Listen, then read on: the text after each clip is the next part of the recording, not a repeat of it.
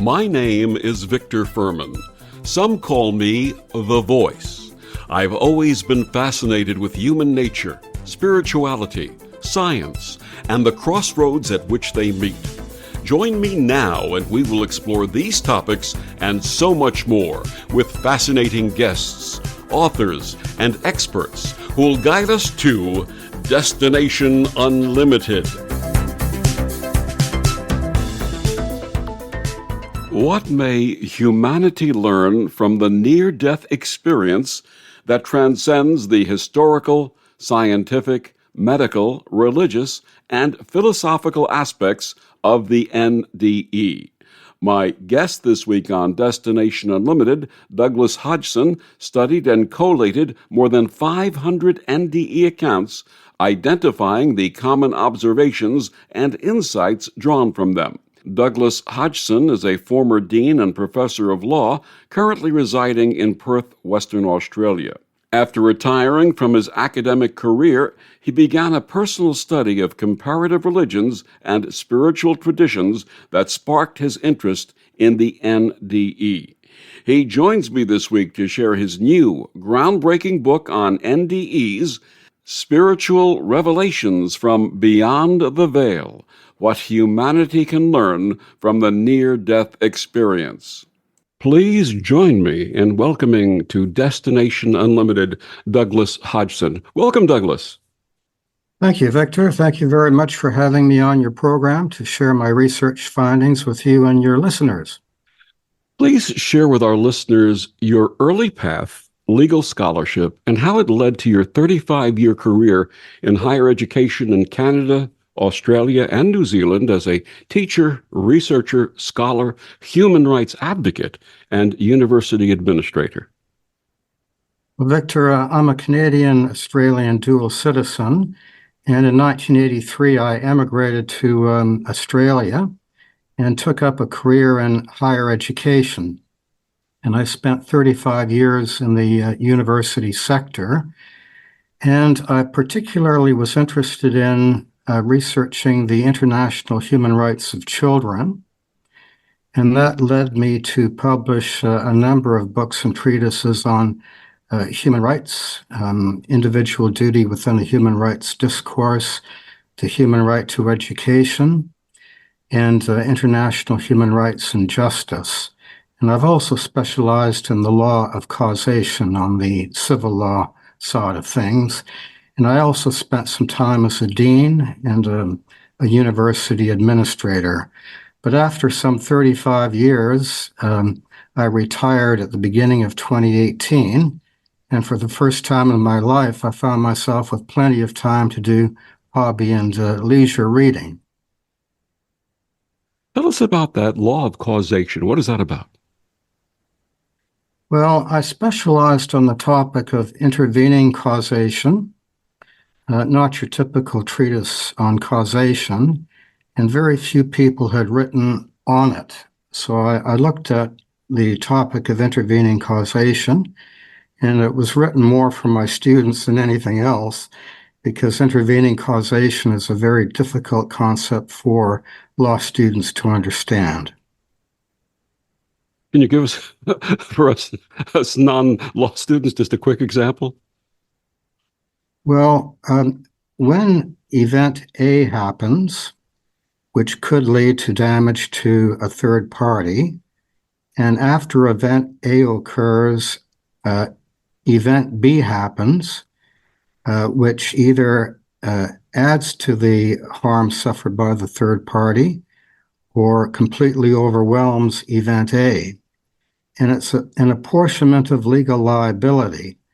Should both events A and B be held legally accountable for the damage suffered by the victim, or is event B totally supervening in the sense that event A is not legally responsible and event B is totally responsible for the damage, typically in a car accident?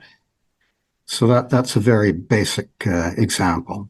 So the lesson learned is don't allow event A or B to take place to begin with. That's right. Okay. An ounce of prevention is worth a pound of cure, as they There say. you go. Your book prior to your latest book, Spiritual Revelations from Beyond the Veil, was last year's Transcendental Spirituality, Wisdom and Virtue, the Divine Virtues and Treasures of the Heart. What inspired that book, and what did you share with your readers? Well, I've had a long-held interest in comparative religion. I believe that there are many pathways to God. And I looked at 12 of the mainstream world religions, the Abrahamic religions, Judaism, Christianity, and Islam, Baha'i and Zoroastrianism from the Middle East.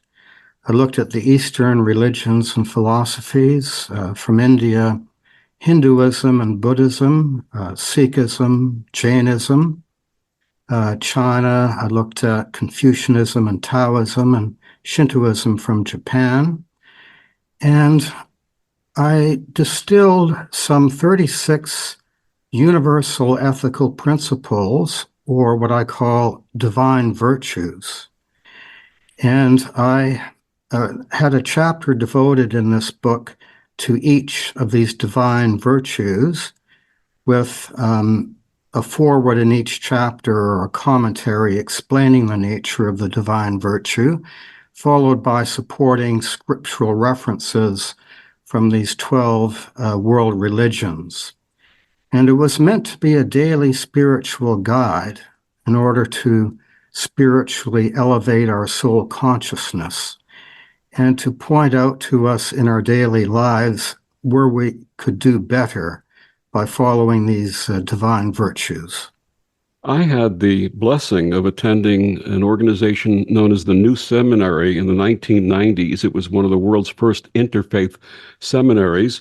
And one of the lessons that I learned back then was that in virtually every faith and every religion, there is some iteration of the golden rule. Do unto others as you'd have them do unto you. Love thy neighbor as thyself. Can you imagine if everyone embraced that and let everything else go? That's absolutely right, Victor. In fact, I have a chapter on the so-called golden rule.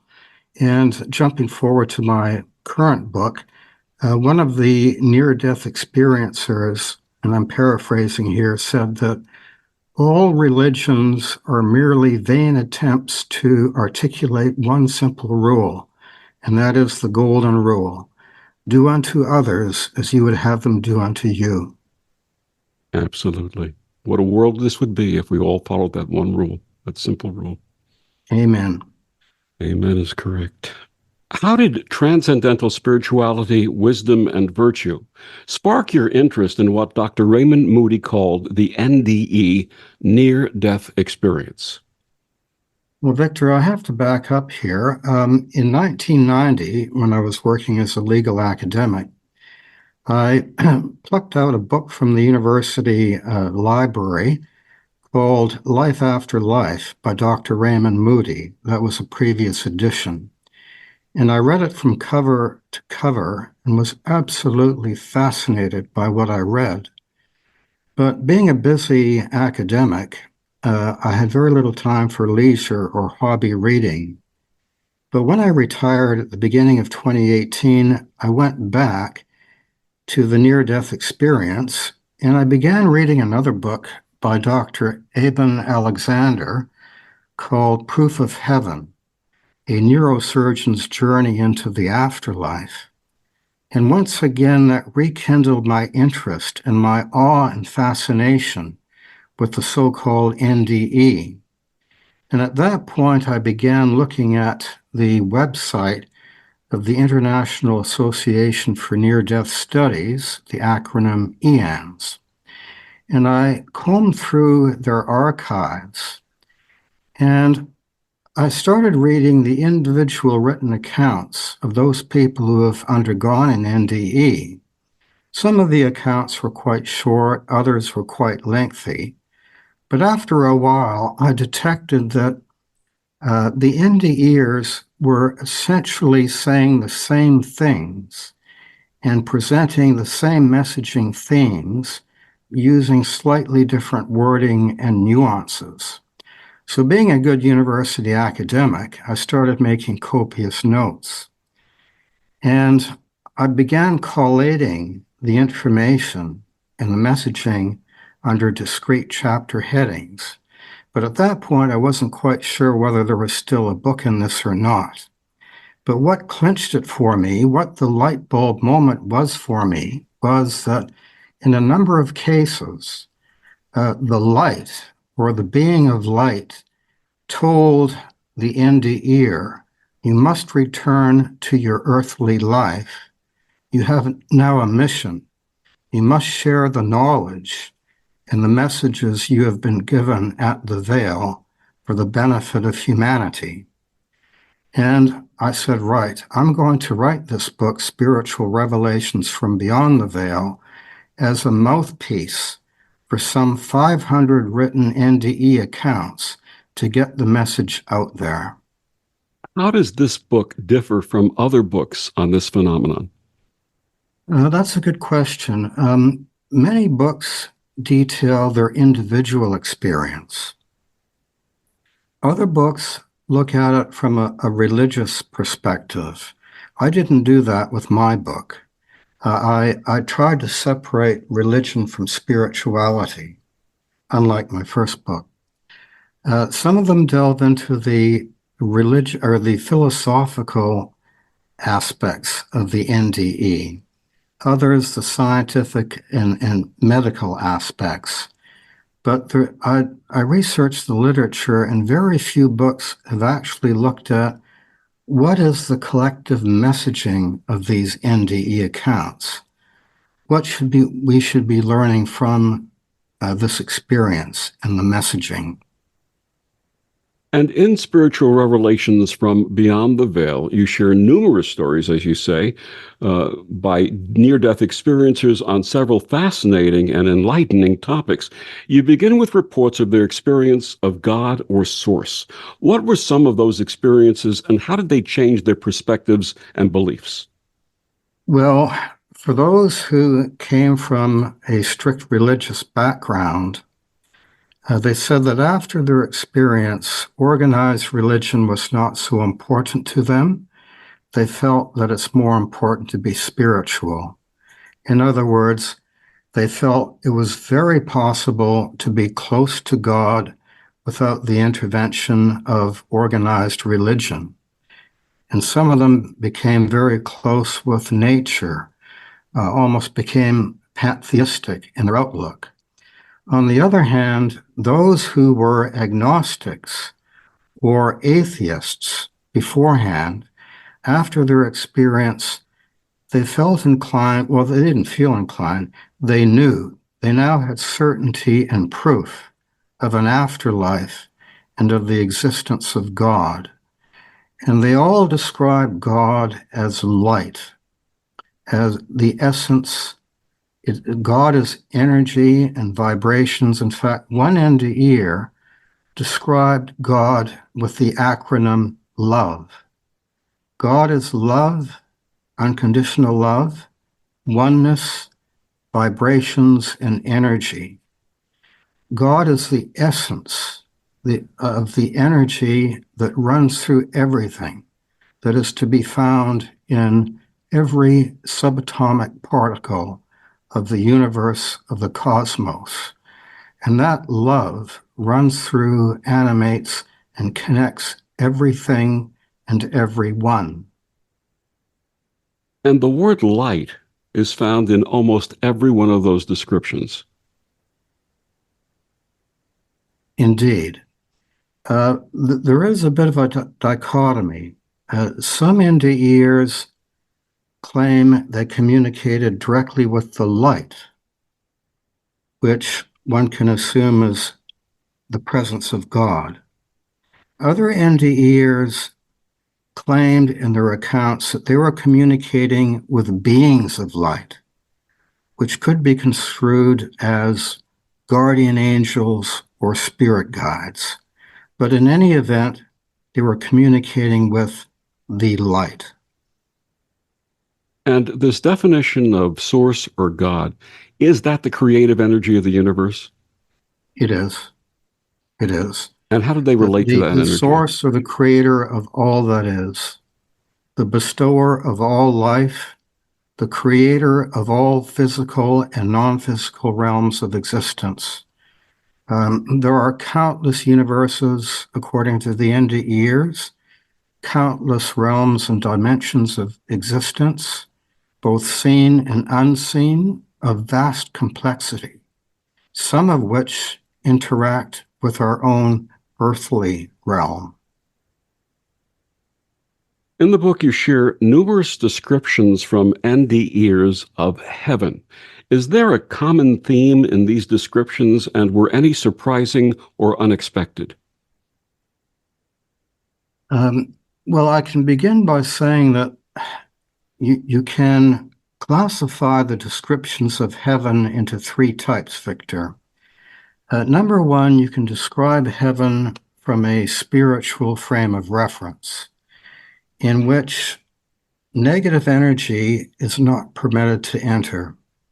There is no anger, no hatred, no aggression, no greed, no finding fault with other people, no violence or harm. These types of negative energy are not permitted in the higher spiritual realms.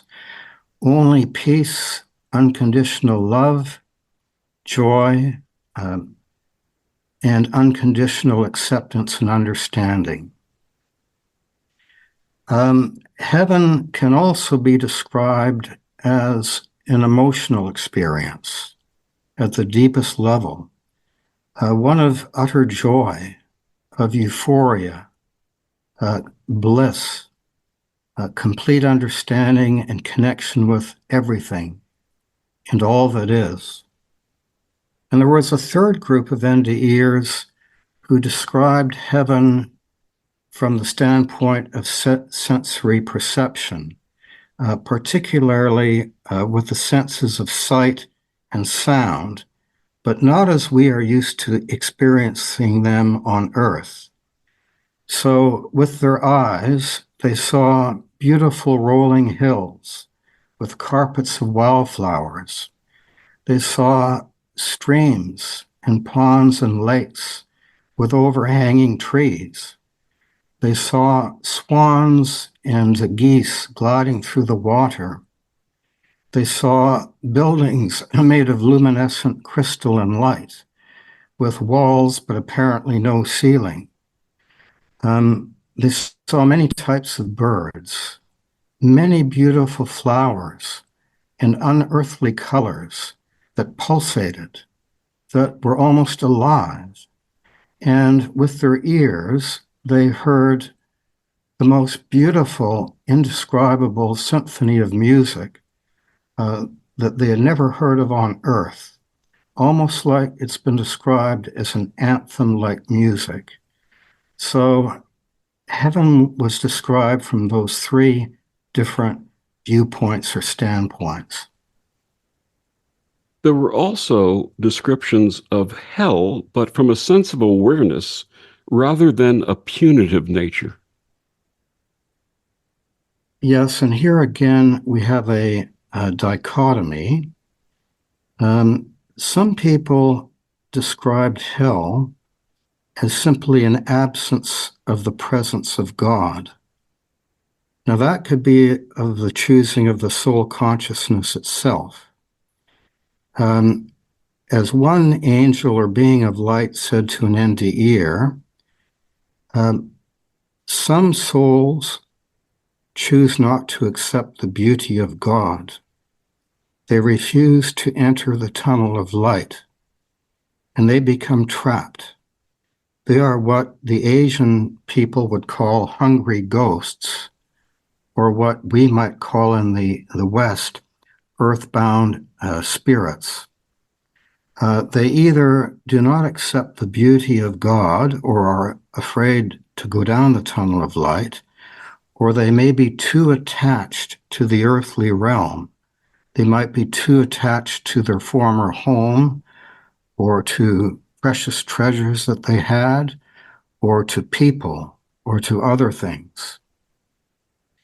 And there was a third category of NDEers who described hell as a physical place of torment, of fear, anguish, pain, suffering.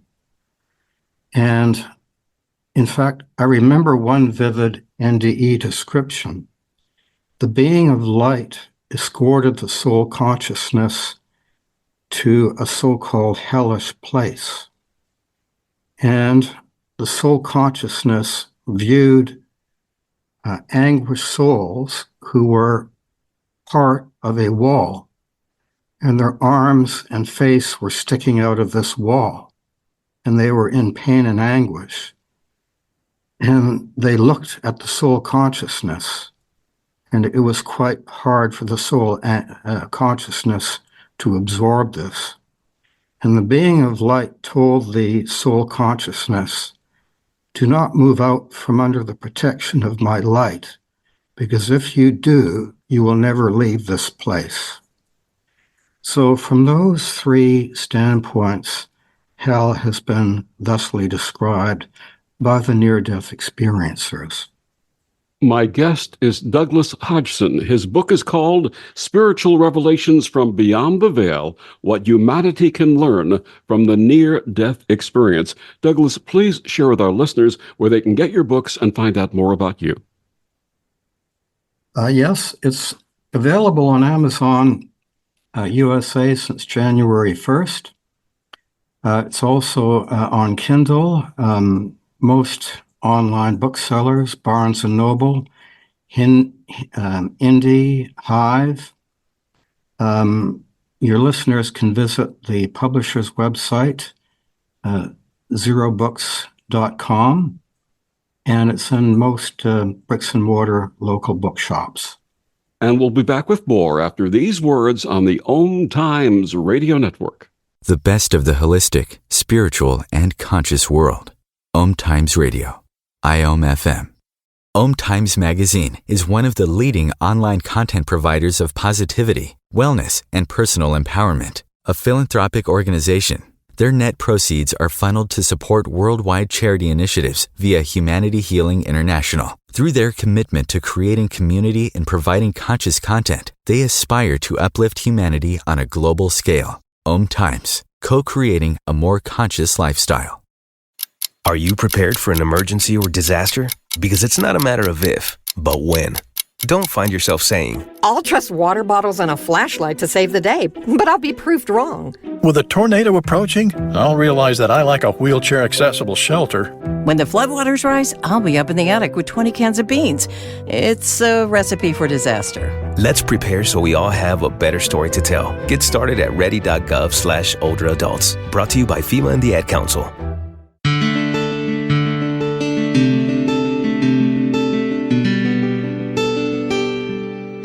Back on Destination Unlimited, my guest this week is Douglas Hodgson. His book is entitled Spiritual Revelations from Beyond the Veil, What Humanity Can Learn from the Near-Death Experience.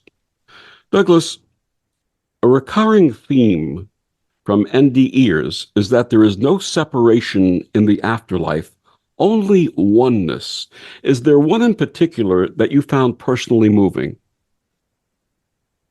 Yes, there was one NDEer that said that, and I'm paraphrasing, when I left my body, I left behind my ego, or I. I left behind my earthly identity. And I found that in the world of spirit, I was everything, and everything was me. And that's consistent with what you can find in Hindu and Buddhist scripture, that on earth, we live in a realm of separation and separateness, in which the observer and the observed are two different vantage points. That is not so in the realm of spirit. We leave behind the so-called dualistic nature of our existence, and everything is an interconnected oneness We are everything. Everything is us. We leave behind our earthly identity and our ego, and in fact, some Eastern religions, such as Buddhism and Hinduism, call that enlightenment or self-realization. There was an old song lyric by the Moody Blues from a song called The Eyes of a Child, and it said, "With the eyes of a child you must come out and see that your world's spinning round, and through life you will be a small part of a whole of a love that exists. With the eyes of a child you will see." It seems like the NDEers are almost having a childlike experience, a rebirth. That's beautifully said, Victor. It is important to be like a child, and I've actually emphasized that in my first book, Transcendental Spirituality. You know, the divine virtues of simplicity, innocence, purity, gentleness and quietude and humility. And when NDEers return to their earthly body, they are changed people. They have had a profound and life-changing experience. They know now what life is about, and they no longer fear death. And that is like being a child. Children do not have fear. They have wonder and awe and curiosity. And that's what happens to the NDEers. And in this idea of non-separation, of this oneness, does that also include oneness with Creator or Source? Yes, yes. Our ultimate goal, Victor, according to the NDEers, is to become one with the Source. And Hinduism, for example, says that enlightenment is being totally absorbed into the light or into God. But that's a long and arduous road. That is done through lifetime after lifetime of the progressive evolution of the soul consciousness. And that doesn't happen overnight. Well, it does perhaps to some messengers or ascended masters, but for most of us, that happens after thousands and thousands of incarnations and of learning our life lessons. What did those you researched share about the nature of the soul? The soul is the essence and energy of God. As the religions say, God is immanent. The kingdom of God is within you. And our soul is our life force. It is energy and vibrations. It is who and what we truly are at the deepest foundational level. It is our mind, our thoughts, and emotions, which are felt much more deeply and richly in the realm of spirit. And our soul consciousness, as I refer to it, transcends our body. It survives the death of our body, the cessation of our heart function and our brain. It is transcendental in nature. And in the spiritual realms, the connection with God is even more pronounced.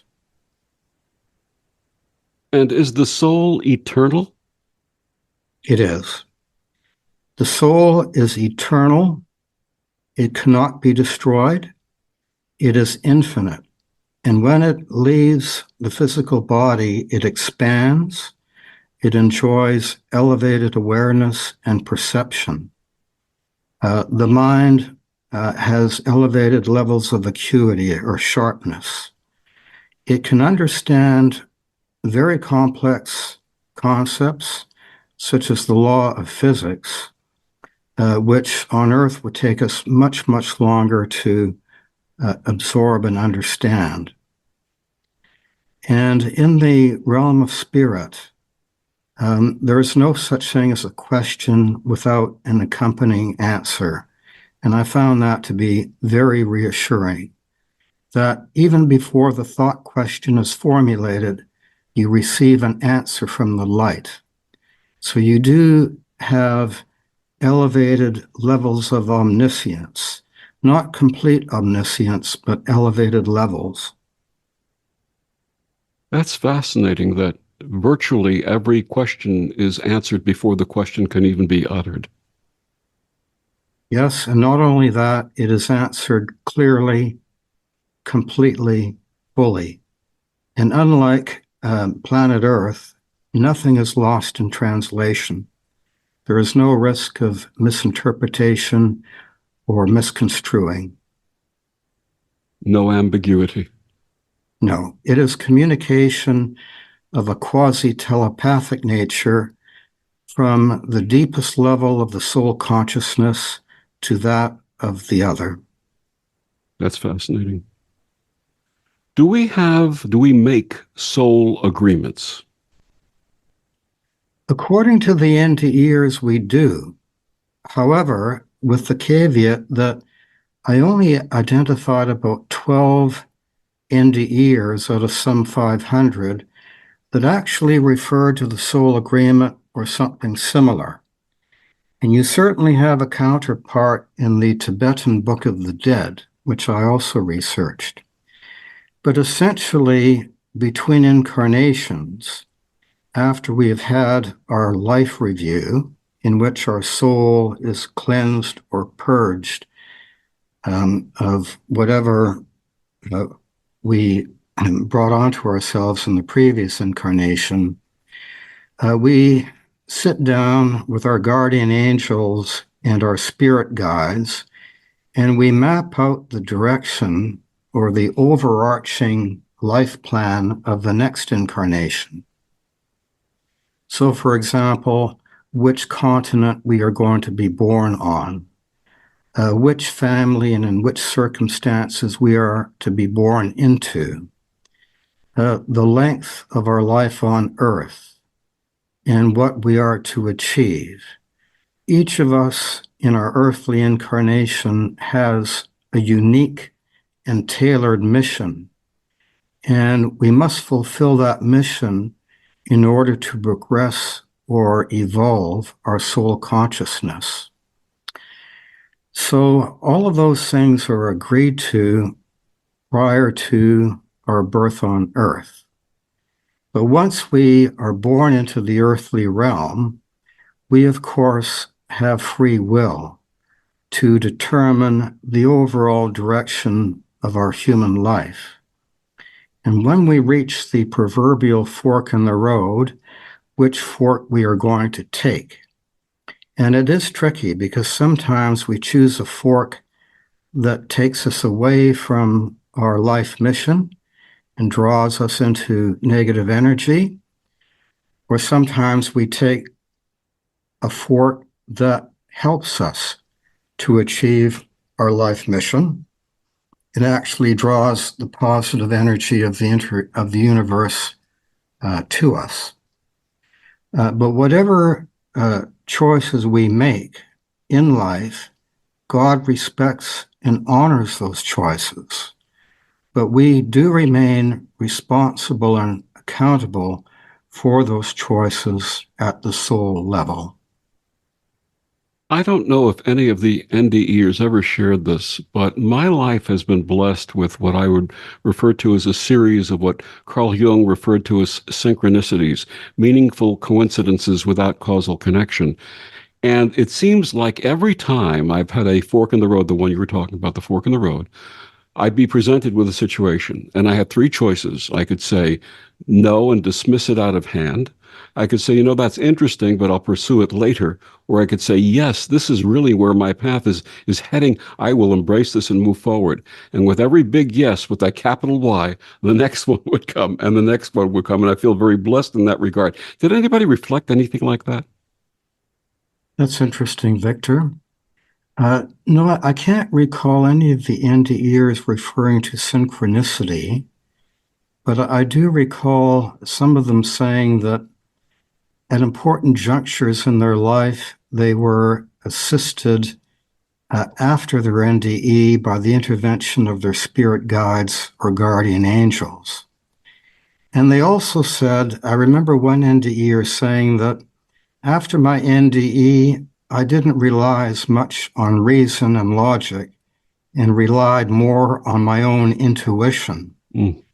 Because she said that inexplicable knowing that we have, we don't know how we know it, but we know that we know it. The NDEer said that comes from your time in the world of spirit. Because in the world of spirit, you have heightened levels of awareness and knowledge. You've always known these things. But when we are born into the earthly plane, someone hits the delete button and we have to figure all of this out for ourselves. But sometimes we are aided by that, if I can call it, extraterrestrial intuition, which you have always known, but temporarily forgotten on Earth. Absolutely. Do we ever incarnate someplace other than Earth? Yes, we do. According to the NDEers, you can reincarnate either into a material or physical realm, such as Earth, and many have had many lifetimes on Earth, but you can also become part of an unseen, non-physical or non-material realm, a realm of light and energy in which you don't have a physical body. You may have a spirit that looks like it has a humanoid form, but you are spirit, you are energy. And in fact, one NDEer related in their account that some of the life reviews actually include previous existences, not on Earth, but in other realms, and how you went during those existences, and how your soul has progressed. Because after each life or incarnation or existence, all of this is recorded and played back to the soul consciousness, so you can get a continuity of progression or elevation. So each life has been described like a chapter in a book, and you keep adding chapters to your book as your soul progresses eventually to complete communion with the light. I love that. Thank you for sharing that. That's absolutely beautiful. Thank you. My pleasure. I wondered, we read about in different religions, different levels of their perception of heaven. Are there multiple levels of heaven reported? Well, that's a terrific question, Victor. I'm glad you raised that, because I did have one NDEer say that there is just not one heaven. There are many levels to heaven. And when I read that, I nearly fell off my chair, because in my research for my previous book, for example, in Islam, for Muslims, there are 7 heavens. And if you look at Indian religion, specifically the Jain faith, they believe in the concept of ascending heavens. And in fact, I almost called my first book Pathway to the Ascending Heavens, but my publisher encouraged me to change the title. But that is fascinating. You have corroboration of the Holy Scriptures that there's just not one level, heaven. There are different levels to heaven, almost like ascending, like you're graduating as your soul consciousness progresses and elevates, if I can put it that way. And I must say that I read something similar in Dr. Eben Alexander's book, Proof of Heaven. He refers to the core and he refers to the gateway. And it may be that Dr. Alexander, by referring to the gateway, is referring to a preliminary stage of heaven before you reach the core. So that is a great question and a matter that perhaps is a good research topic for further researchers. His book is entitled Spiritual Revelations from Beyond the Veil, What Humanity Can Learn from the Near-Death Experience. We'll be back with more of Douglas Hodgson after these words on the Om Times Radio Network. Om Times Magazine is one of the leading online content providers of positivity, wellness, and personal empowerment. A philanthropic organization, their net proceeds are funneled to support worldwide charity initiatives via Humanity Healing International. Through their commitment to creating community and providing conscious content, they aspire to uplift humanity on a global scale. Om Times, co-creating a more conscious lifestyle. Imagine yourself being transported to India, to the banks of the Ganga and an ashram in Rishikesh. Visualize that you are welcome to satsang with an American sannyasi who shares the wisdom of her guru. Your visualization has manifested. Join Sattvi Bhagawati Saraswati for inspiration and transformation every Thursday at 11 a.m. Eastern on Om Times Radio. Hello, I'm Sandy Sedgbeer, host of Om Times Magazine's flagship radio show, What is Going Om. My passion is sifting through information, research, and innovations from new thought teachers, speakers, and researchers pushing back the boundaries of what we know about life, energy, metaphysics, and the universe. I love shifting perceptions about who we are, why we're here, and how quickly impossible becomes normal when we open our minds, expand our awareness, and accept that the only limits that exist are those we place upon ourselves. So if you're the kind of forward-thinking, eager investigator of what lies beyond the current reality that most perceive, why not make a date to come play with me in the field of possibilities at 4 p.m. Pacific Time, 7 p.m. Eastern Time every Thursday, and together we can discover what's really going on.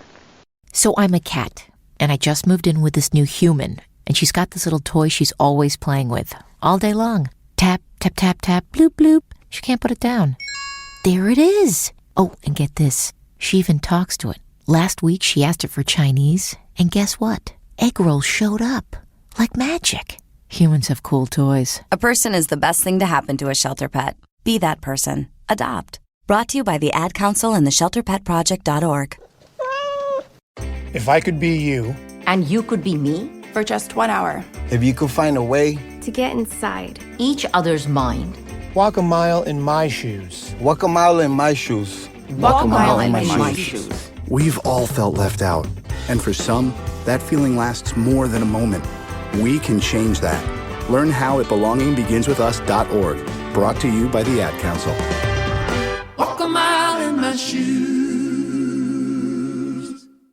My simple solution to the problem was remove people from the scene and help them feel safer. In response to attacks against Asian Americans, Maddie Park raised over $250,000 to donate cab rides to the Asian community. There is so much more work to be done. We really need to come together and tackle this issue as a community. Support the Asian community. Learn how at lovehasnolabels.com. Brought to you by Love Has No Labels and the Ad Council.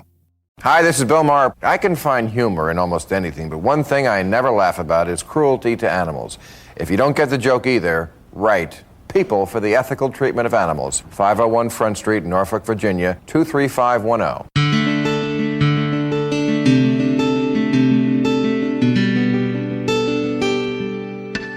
Back on Destination Unlimited, my guest this week is Douglas Hodgson. His book is entitled Spiritual Revelations from Beyond the Veil, What Humanity Can Learn from the Near-Death Experience. So in the last segment, we were talking about reincarnation. Do we ever finish reincarnating? I can't recall reading a specific NDE account that answers that question, but my educated guess, Victor, would be that we do. That eventually, we cease to reincarnate when our soul is ready for communion with the light. And Eastern religions would call that total absorption in the light of God, or Brahman, or Nirvana for the Buddhists. But all of us will reach that point. That is the divine plan. We are, each of our soul consciousnesses, we are unique. to the cosmos, but we are on the same spiritual pathway to God. Some of us are ahead of others, some of us lagging behind, but we're all treading the same path, and we will all get there eventually.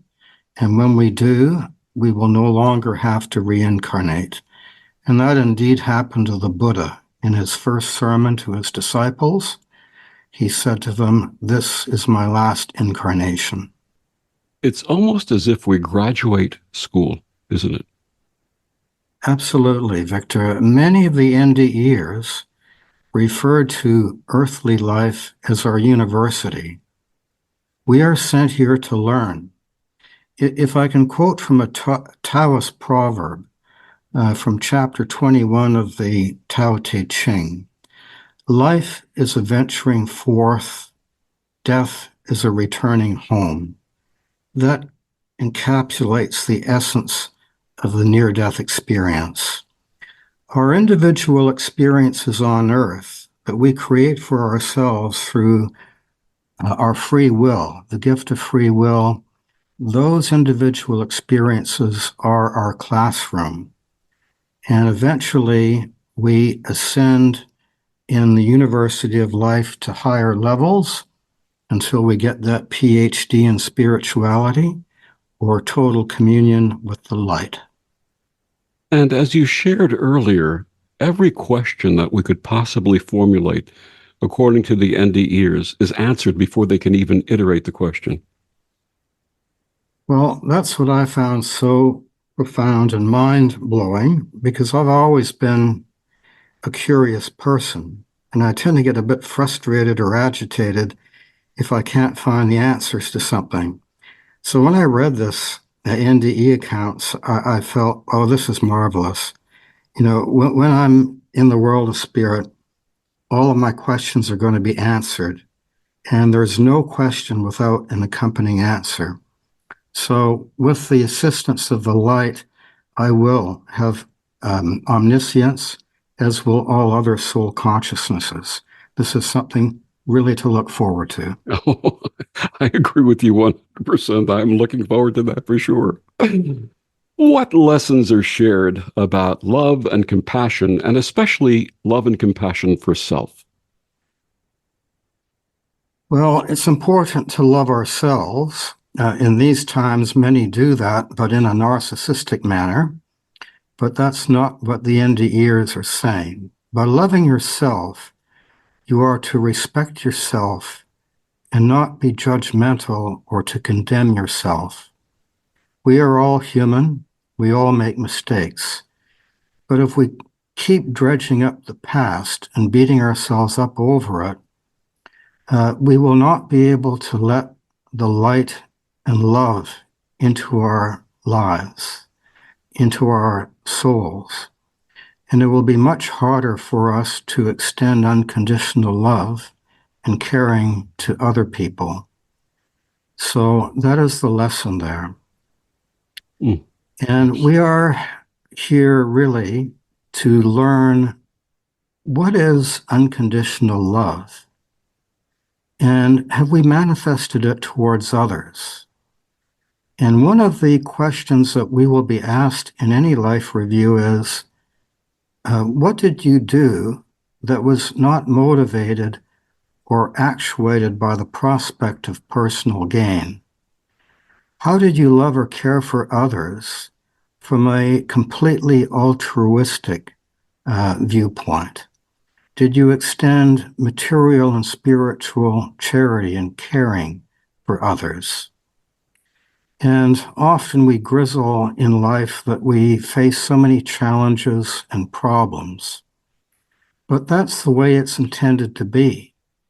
And as one NDEer said, when you have problems and challenges in your life, consider it as an opportunity to discern what particular life lessons you were sent here to absorb. Are these challenges to teach me to become a more loving and caring person, to be more patient, to be more forgiving, and so forth? So that is also a very important lesson from the NDEers. It almost sounds like a contemplation that would be related to karma. Yes, some of the NDEers did refer to karma, loosely called the law of cause and effect. But if I can borrow from a biblical metaphor, they all say that it is true. What we reap, we sow. What we send forth into the universe will be ultimately returned to us for good or for bad. So that was another universal law that was specifically identified by the NDEers, the law of karma. Were there any other overarching themes about the nature of energy? Well, energy connects us all. And actually, yes, if I can borrow from an analogy from nature, many of the NDEers said that energy or consciousness runs through everything, all living things. So not only do human beings have energy or consciousness, so do animals, so do trees and plants. And that connects us all. And in fact, some of the NDEers said that they recalled running through heaven with their childhood dogs beside them. Energy connects everything. And in fact, some of the NDEers said that Earth is our mother. It is our living organism. It also has energy. And we must love and study nature closely and respect it. And that another universal law is that all life, all consciousness is sacred and precious and must not be harmed, and that we must not take from nature more than our basic needs require, and that can sustainably be produced. If we don't heed that universal law, we do so, humanity, at our own peril. How would that affect the beliefs about not consuming animal flesh? Well, that is a very individual choice or decision, and something that we should stay well away from in terms of condemnation or being judgmental. It's very much a personal choice. But my reading of the NDE accounts is that we do not do violence or harm to other sentient beings. That is a form of negative energy. And if we do, we are bringing on a bit of negative energy to us. But myself, I don't eat meat, but I'm a pesco-vegetarian. I do eat fish. And it could well be that by doing so, I lower my energy or vibration somewhat in doing so, and meat eaters likewise. But that's a matter of speculation. But reading the NDE accounts, that seems to be implied, but without any condemnation or judgment. What would you like readers to take away from spiritual revelations from beyond the veil? A number of points, Victor. First of all, the NDEers are unanimous that physical death of our body is not to be feared. Our soul consciousness is eternal and survives the death of our body, and an absolutely beautiful afterlife awaits us, beautiful beyond description. Another NDEer beautifully said, make a difference in your life on earth. Give to the world more than you receive from it. And finally, another NDEer wisely said that what we regard on earth as important, power, material wealth, fame, these things are considered superficial, irrelevant, and insignificant in the spiritual realms.